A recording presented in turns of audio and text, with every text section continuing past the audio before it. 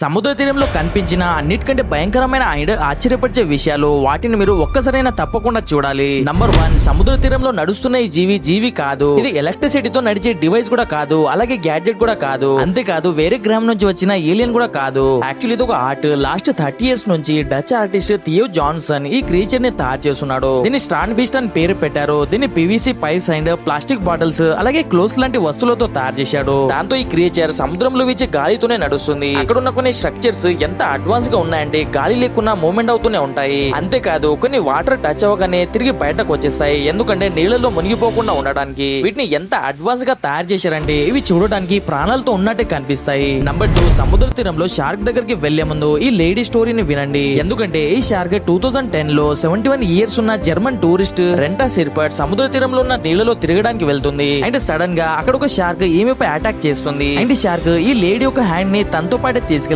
And కొంత సమయం తర్వాత ఆ లేడీ చనిపోతుంది. నంబర్ 3, సముద్ర తీరంలోనే చిన్న పాయింట్ లో టూరిస్టులకి నీళ్లలో ఒక విచిత్రమైన క్రియేచర్ కనిపిస్తుంది. దాన్ని వీళ్ళు కెమెరాలో రికార్డ్ చేశారు. యాక్చువల్లీ ఇది ఒక స్నిప్పింగ్ టర్టిల్. ఇది నీళ్లలో ఒక మాన్స్టర్ లాగే కనిపిస్తుంది. దాన్ని మీరు పక్కనున్న ఈ చిన్న తాబేలును చూస్తే అర్థమవుతుంది అది ఎంత భారీగా ఉంటుందో.